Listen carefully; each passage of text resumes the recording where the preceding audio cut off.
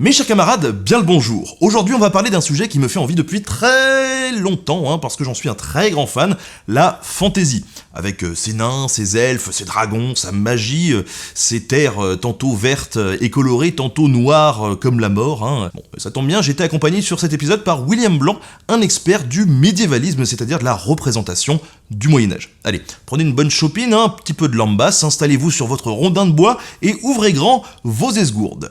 La fantasy est en train de devenir un des genres majeurs de la culture populaire mondiale. Un genre dont le succès s'explique sans doute en partie parce qu'il renvoie à des moments bien précis de notre histoire. Mais lesquels ?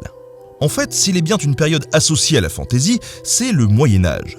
Ce lien s'explique de plusieurs manières. Tout d'abord, nombre de grands auteurs du genre étaient en effet de fins connaisseurs des textes médiévaux, voire même des spécialistes reconnus dans les milieux universitaires. William Morris publie ainsi des traductions modernisées des épopées nordiques, notamment la Volsunga Saga et l'Edda poétique, avant d'écrire, à la fin des années 1880, des textes qui figurent parmi les premières œuvres de fantasy.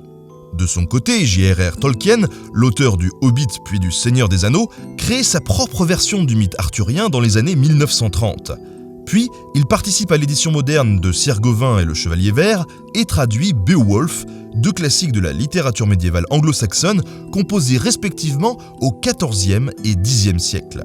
L'influence de Beowulf se ressent d'ailleurs nettement sur ses romans et certains de ses personnages évoquent même parfois ce texte, comme les cavaliers du Rohan qui semblent parler une langue proche de celle de ce poème médiéval. Pourtant, il ne faudrait pas penser que la fantasy proposerait une simple copie conforme du Moyen-Âge. Elle fait surtout référence à une époque médiévale fantasmée qu'on appelle le médiévalisme, qui est composé d'un ensemble d'images types ou de clichés comme le donjon, le chevalier, la sorcière, etc., qui sont parfois grossis pour faire plus spectaculaire. Les châteaux de Game of Thrones, comme le gigantesque donjon rouge de Port-Réal, notamment comme il est représenté dans la série, sont bien plus grands que ceux qui ont pu être construits au Moyen-Âge. Il s'agit ici de signifier à nous, les téléspectateurs, que nous nous trouvons dans un autre monde, dans un ailleurs, mais un ailleurs totalement familier, un ailleurs proche. Ce phénomène s'explique surtout par le fait que l'époque féodale est perçue dès la fin du XVIIIe siècle comme l'opposé de la société moderne qui apparaît suite aux immenses bouleversements provoqués par la révolution industrielle. Les campagnes sont alors désertées au profit des villes, qui grandissent et accueillent en leur sein de gigantesques usines. Pour certains, ces changements sont bénéfiques. Mais pour d'autres, qui doutent des bienfaits des transformations qu'opère la révolution industrielle, le Moyen-Âge devient un objet de fascination, une antithèse et un refuge. On écrit alors, notamment en Angleterre, pays qui, le premier, subit les effets de la révolution industrielle, des romans consacrés au Moyen-Âge, comme Walter Scott avec son livre Ivanhoe en 1819, des œuvres d'art, comme les peintres pré-raphaélites anglais du XIXe siècle, et même des bâtiments qui prennent des aspects néo-gothiques comme Big Ben et le nouveau palais de Westminster. À cette époque de grands changements, on redécouvre donc, au sens scientifique, la période médiévale. Et ça se traduit surtout par un usage artistique du Moyen-Âge en réaction à l'actualité. Je vous explique. William Morris, devenu militant socialiste, célèbre dans ses récits de fantasy, comme La Source au bout du monde publié en 1896, des sociétés rurales vivant en harmonie avec la nature qui les entoure pour mieux critiquer la pollution et l'exploitation humaine provoquée par la grande industrie. De la même manière, Tolkien crée son univers de la Terre du Milieu en revenant malade des tranchées. Après avoir vu les horreurs de la bataille de la Somme en 1916, où plusieurs centaines de milliers de soldats périrent, il imagine dans la nouvelle La Chute de Gondolin un monde médiéval féerique où les forces du mal, qui représentent l'industrie et la destruction de la nature, finissent par être vaincues après avoir manqué de triompher. Mais on peut se poser une question légitime. De quel Moyen-Âge parle-t-on ? On le sait, cette période de 1000 ans, qui va pour simplifier de la chute de l'Empire romain d'Occident à l'arrivée de Christophe Colomb en Amérique, c'est une période qui est très vaste et qui regroupe des sociétés qui sont parfois très différentes. Or, les auteurs de fantasy ont rapidement usé de cette diversité pour donner une consistance à leur univers. Le monde de Warcraft semble ainsi opposer deux Moyen-Âges. Celui de l'Alliance, avec ses grandes cités de pierre peuplées de guerriers et de chevaliers en armure de plate, évoque plutôt le XVe siècle. Alors que les orques de la Horde semblent eux venir d'une époque médiévale plus ancienne.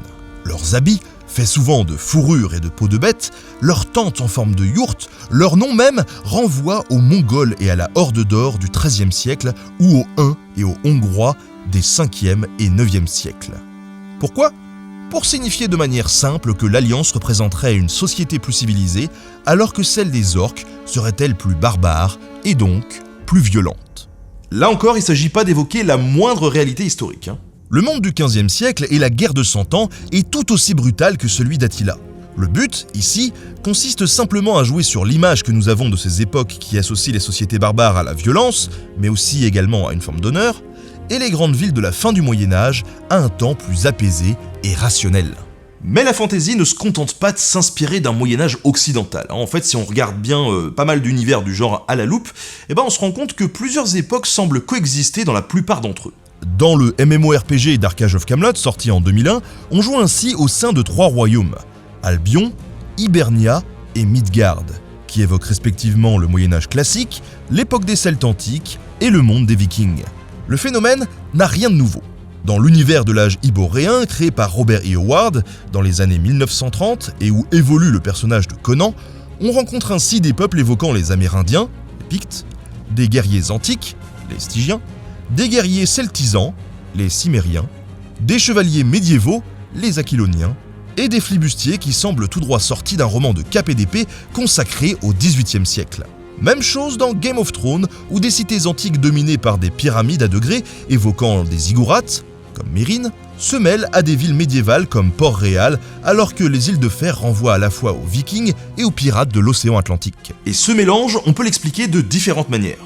La présence des pirates dans le monde de Conan s'explique par 2 choses. Tout d'abord, au fait que Robert E. Howard vit difficilement de sa plume dans l'Amérique frappée par la crise de 1929. Mais aussi qu'il touche à tous les genres populaires, y compris les nouvelles de cap et d'épée. Devant souvent écrire vite, il se contente parfois de recycler des histoires se déroulant dans un cadre historique en récit de fantasy en ajoutant quelques éléments fantastiques. Et d'ailleurs, l'inverse est aussi vrai. Ne pouvant vendre à un éditeur la nouvelle Le Maraudeur Noir, située dans le monde de Conan, Howard la réécrit et la replace dans les Caraïbes du XVIIIe siècle sous le titre « Les épées de la Fraternité Rouge ». Après la mort de l'auteur, le récit original modifié est finalement publié sous un nouveau titre et son action, cette fois, se déroule dans le monde iboréen.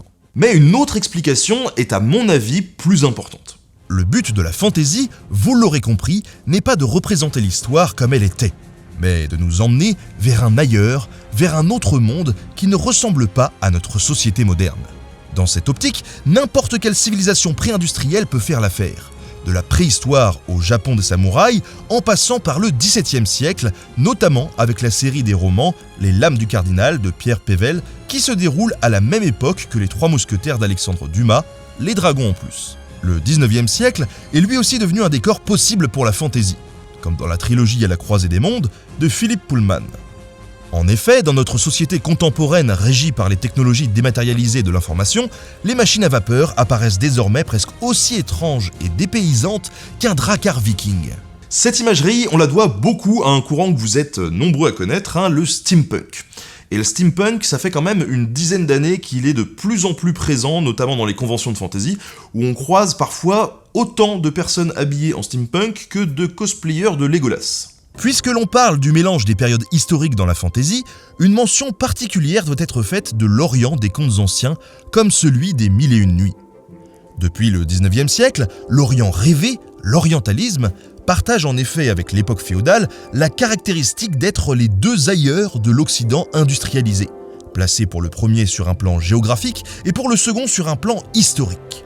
Nombre d'auteurs et d'artistes fascinés par le médiévalisme ont ainsi produit des œuvres orientalistes. Victor Hugo, par exemple, publie en 1829 Les Orientales avant d'écrire 2 ans plus tard Notre-Dame de Paris. Ce lien se retrouve également dans la fantaisie du XXIe siècle. On trouve par exemple, parmi les premiers grands films associés au genre, des œuvres très librement inspirées des contes du Levant, comme Le Voleur de Bagdad en 1924, mais aussi, plus récemment, le film Aladdin avec Will Smith, produit par les studios Disney. Dans Game of Thrones, les scènes montrant la garde de nuit, lointaine évocation des ordres militaires comme les Templiers ou les Teutoniques, suivent parfois celles dépeignant les maisons closes de Port-Réal baignées par le soleil ou les jardins orientaux de Dorne qui ont été tournés, ce n'est pas un hasard, dans l'Alcazar de Séville, palais construit dans un style oriental propre à l'Andalousie médiévale. Enfin, l'imbrication des périodes historiques occupe une dernière fonction dans les univers de fantasy. Dans Le Seigneur des Anneaux, les 4 hobbits dont nous suivons les aventures, Frodon, Sam, Merry et Pippin, quittent au début de la trilogie la comté qui évoque la campagne qu'ont connue les paysans occidentaux du 19e siècle. Ils s'enfoncent alors dans la terre du milieu où ils rencontrent des cavaliers du Rohan rappelant, nous l'avons dit, des anglo-saxons du Xe siècle. Des chevaliers de Gondor, mais aussi des druédins évoquant les aborigènes ou les hommes préhistoriques. Ici, le déplacement géographique des 4 héros équivaut à un voyage dans le temps.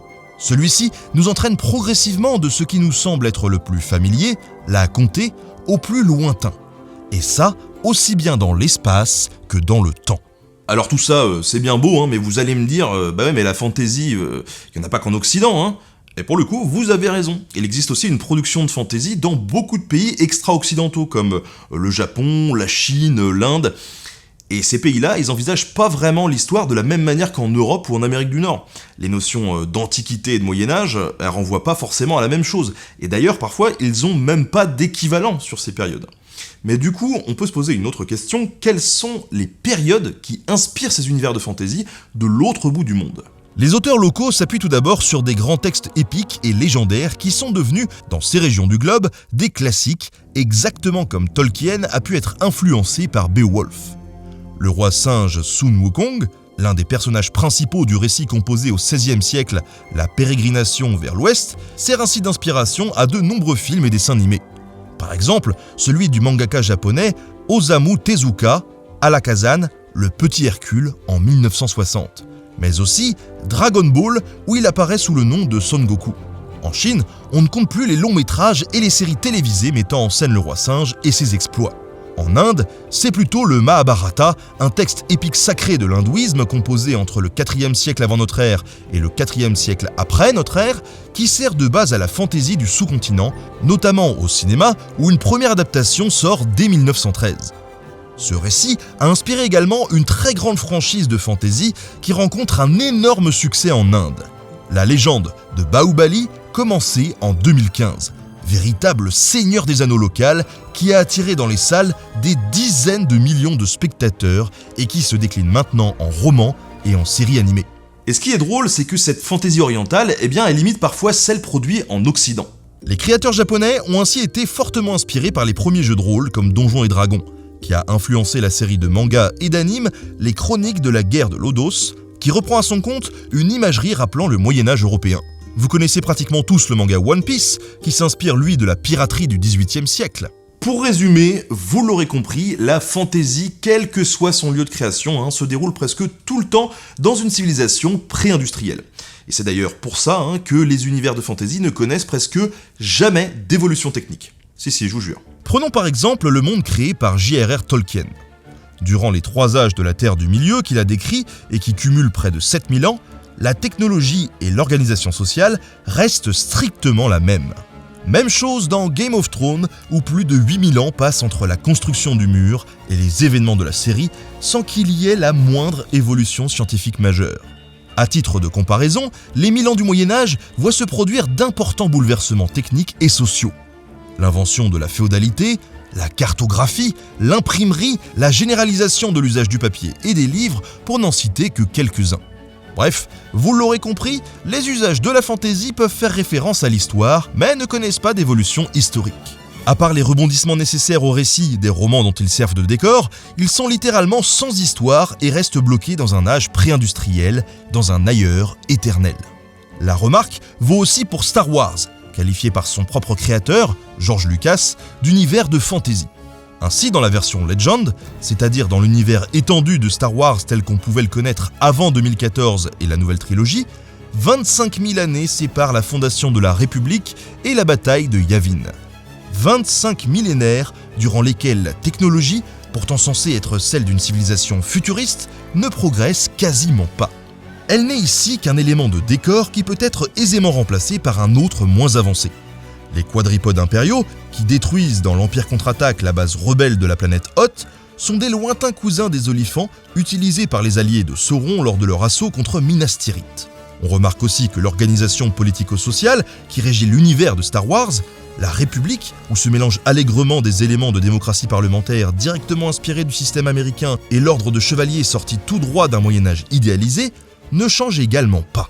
Le cas Star Wars montre pourtant que la fantasy peut aussi inclure sans problème des éléments de décor qui, de prime abord, ne sont pas vraiment associés à des civilisations pré-industrielles.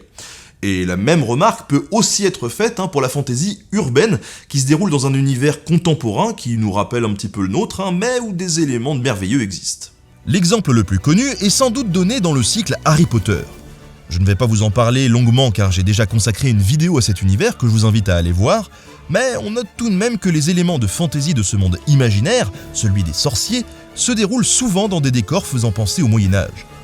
Poudlard évoque ainsi un immense château féodal, alors que les sorciers et les sorcières sont associés dans nos représentations culturelles, à tort toutefois, aux temps médiévaux. Quand Harry part de chez les Dursley pour aller rejoindre ses amis à l'école des sorciers, il effectue en réalité, exactement comme les hobbits de la comté, un voyage dans le temps en quittant notre monde contemporain pour aller dans une version imaginaire de l'époque féodale. Voyage dans le temps représenté par la locomotive à vapeur qui l'y conduit et qui évoque justement une ère révolue qui fait écho à celle des romans de fantasy steampunk. Dans Harry Potter, par exemple, on retrouve un schéma classique dans la fantaisie urbaine. On a le monde médiéval, ou plus largement pré-industriel magique, qui existe en marge de la société technologique contemporaine. Il est souvent caché au commun des mortels et est parfois en train de disparaître. Menacé d'être détruit par la modernité, comme dans le roman puis dans la série American God de Neil Gaiman, où l'on voit des dieux anciens, notamment ceux de la mythologie nordique, affronter dans un conflit occulte les nouvelles divinités de la globalisation, des médias et de l'ère informatique. Parfois, l'image qui est donnée de ce monde magique pré-industriel permet de développer un propos politique. Dans le cycle Twilight, le clan des Volturi, qui règne sur la société des vampires, est très ancien, issu de la plus haute antiquité. Les habits de ses membres renvoient quant à eux au XVIIIe siècle européen et illustrent le fait qu'ils se comportent comme des monarques de l'Ancien Régime. Les vampires nés en Amérique, comme le héros Edward Cullen et sa famille, est vêtu de manière moderne. Ils sont plus ouverts et sont de véritables révolutionnaires voulant bousculer la vieille aristocratie vampirique. Et ouais, Twilight c'est politique. Tu l'avais pas vu venir ? Parfois, les récits de fantasy ne se déroulent pas à notre époque, mais ont pour décor le futur de notre planète après une catastrophe globale. La série littéraire Shannara, commencée à la fin des années 1970 par l'écrivain Terry Brooks, a ainsi pour cadre la Terre, des milliers d'années après notre époque, qui, après qu'une guerre nucléaire l'ait dévastée, replonge dans un Moyen-Âge où ont réapparu la magie et des peuples merveilleux comme les elfes. Cette idée n'est pas nouvelle. Depuis la fin du 19e siècle, il est courant de penser que l'effondrement de la civilisation industrielle provoquera le retour à l'époque médiévale. Si, dans des films de science-fiction comme La planète des singes, celui-ci renvoie à un renouveau de l'obscurantisme religieux, il est au contraire dans la fantasy symbole d'un rapprochement avec la nature, comme c'est le cas dans le dessin animé Les Sorciers de la Guerre de Ralph Bakshi, sorti en 1977. L'histoire de ces univers de fantasy n'est alors plus envisagée comme une progression linéaire ponctuée d'avancées technologiques et sociales, telles que l'a pensé la modernité, mais comme un cycle, ainsi que l'imaginaient les anciennes civilisations agricoles, cycle qui voit, après l'hiver, le retour du printemps. Car oui, la métaphore des grandes saisons qui ponctuent l'histoire du monde de Game of Thrones se retrouve au sein de nombreux univers de fantasy comme un moyen de nous rappeler que des ères de destruction sont toujours suivies par une renaissance. Ça fait réfléchir, Bon, en tout cas, j'espère que vous aurez aimé cet épisode. Merci à William Blanc d'avoir accepté de travailler avec moi là-dessus, c'était super intéressant. Pour info, la BNF, la Bibliothèque nationale de France, a mis en ligne mi-janvier une exposition virtuelle sur la fantasy qui se suit d'une série de conférences sur le sujet jusqu'en mars. Donc c'est sous la direction d'Anne Besson et William Blanc participe justement à l'initiative avec un autre collègue super cool, Romain Vincent, qui tient la chaîne Jeux Vidéo Histoire.